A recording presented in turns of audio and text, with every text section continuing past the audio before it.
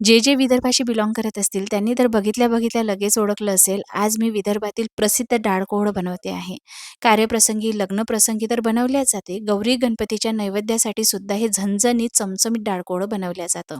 भाजी थोडी झणझणीत, चमचमीत नक्कीच आहे, कारण विदर्भातील खानपान थोडंफार त्या पद्धतीचं आहे. म्हणून अशा भाज्या खाणे इथे अगदी सामान्य आहे. इथे खाल्ल्या जातात अशा पद्धतीच्या भाज्या आणि कार्यप्रसंगी तर अशाच भाज्या बनवल्या जातात. चला, तर डाळ-कोळ बनवण्यासाठी आपल्याला इथे अर्धी वाटी चणा डाळ रात्रभर भिजत घालून तयार ठेवायची आहे.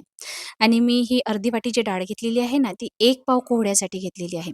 आता बऱ्याच जणांच्या अशाही कमेंट्स येतील, की याला कोहळं म्हटलं जात नाही, याला काशीफळ किंवा डांगर म्हटलं जातं आणि जो पेठा असतो त्याला कोहळं म्हटलं जातं. पण विदर्भ भागामध्ये या फळाला हेच नाव आहे.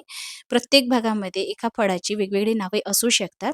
विदर्भ भागामध्ये हेच नाव प्रचलित आहे. तुम्ही विदर्भाशी बिलॉन्ग करत असाल तर तुम्हाला माहितीच असेल. पण विदर्भाच्या बाहेरच्या एरियामध्ये तुम्ही असाल तर कदाचित याला वेगळ्या नावाने सुद्धा ओळखलं जात असेल. तर हे हलकसं तांबूस रंगाचं असतं आणि याची हिरवी पाट असते आणि हे कच्चं वापरायचं आहे. खूप लालसर रंगाचं वापरू नका. ते खूप गोड असतं चवीला. हे कच्चं असतं, हेच वापरायचं आहे.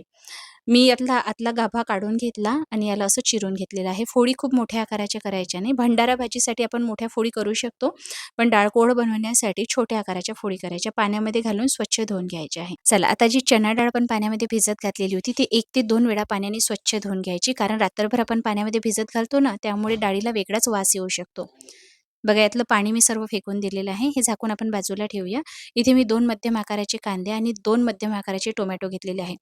कांद्याची वरची साल सोलून घ्यायची आहे आणि याला असा चिरा करून घ्यायचा. आपण याला डायरेक्ट फ्लेमवर भाजून घेणार आहोत. तुम्हाला जर डायरेक्ट फ्लेमवर भाजणे योग्य वाटत नसेल, तर कढईमध्ये तेल घालून कांदा जाडसर चिरून त्यावर सुद्धा तुम्ही तांबूस रंग येईपर्यंत भाजून घेऊ शकता. पण डायरेक्ट फ्लेमवर भाजल्यामुळे याला अगदी लग्नप्रसंगी बनवल्या जाते ना, तशी चव येणार आहे. दोन्ही कांदे भाजून झाल्यानंतर एक खोबऱ्याचा छोटा तुकडा आपल्याला लागणार आहे. हा सुद्धा मी डायरेक्ट फ्लेमवर भाजून घेते आहे. खूप काळा होऊ देऊ नका, नाहीतर जळका वास येऊ शकतो. तुम्हाला डायरेक्ट फ्लेमवर भाजायचं नसेल, तर कढईमध्ये तुम्ही खोबऱ्याचा कीस तेल घालून भाजून घेऊ शकता. इथे मी 4 ते 5 हिरव्या मिरच्या घेतलेल्या आहे. या तिखट असलेल्या हिरव्या मिरच्या आहे.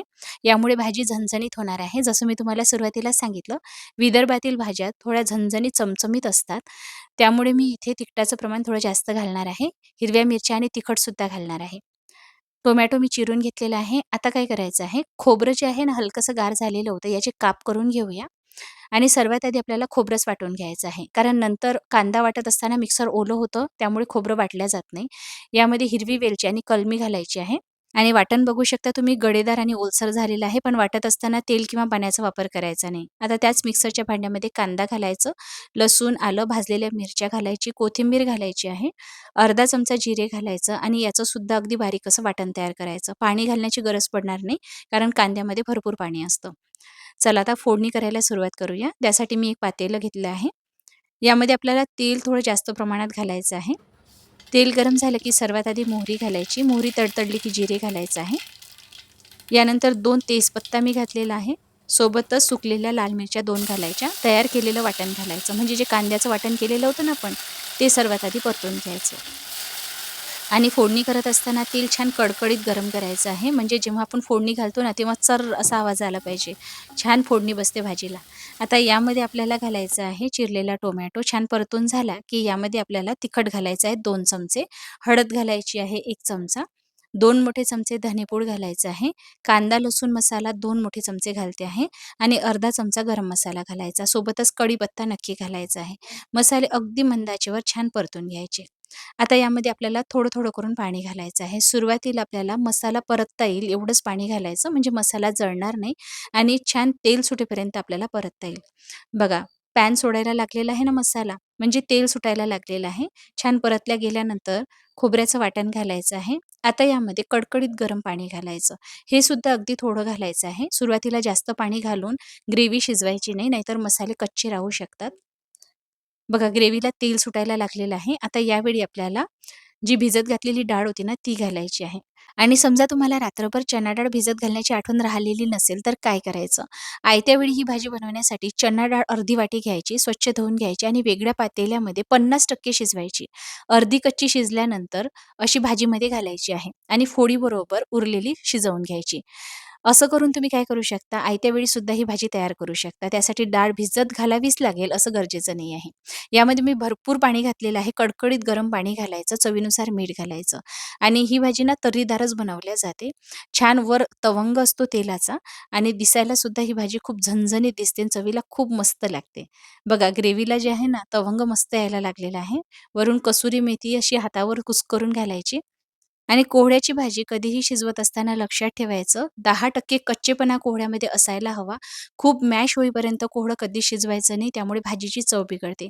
कारण गरम ग्रेव्हीमध्ये कोहळं सोडलं ना, की परत हे मऊ व्हायला लागतं. त्यामुळे हलकासा यामध्ये बाईट असेल ना, तेव्हा गॅस बंद करायचा आहे. बघा इथे भाजी तयार झालेली आहे आणि कुठलीच फोड मॅश झालेली नाही. अशा पद्धतीनेच हे डाळ कोहळं बनवलं जातं.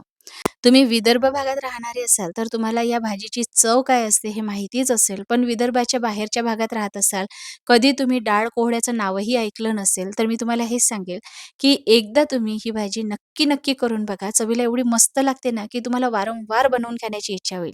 भाजी नक्कीच तेलकट आहे, थोडी स्पायसी सुद्धा आहे. पण तुम्ही तुमच्या पद्धतीने ही भाजी बनवू शकता. म्हणजे कमी तेलकट बनवू शकता. तिखटचं प्रमाण सुद्धा तुमच्या पद्धतीने कमी जास्त करून ही भाजी बनवू शकता. पण नक्की बनवा. कारण खरंच सांगते चवीला एवढी मस्त लागते ना, गरमागरम फुलक्यासोबत खायला म्हणा किंवा गरमागरम वाफाळत्या भाताबरोबर खायला ही भाजी खरंच खूप मस्त लागतं. भाकरीसोबत सुद्धा ही भाजी सर्व्ह केल्या जाते. छान लागते चवीला. डाळकोळ्याची ही जी रेसिपी आहे ना, ही खूप जुनी आणि पारंपरिक रेसिपी आहे.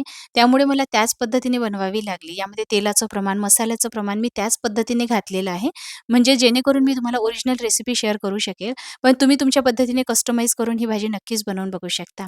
रेसिपी ट्राय करा. आवडली असेल तर लाईक, शेअर नक्की करा आणि अशाच रेसिपी पुढे बघण्यासाठी YouTube चॅनलला सबस्क्राईब करून Facebook पेजला फॉलो करा.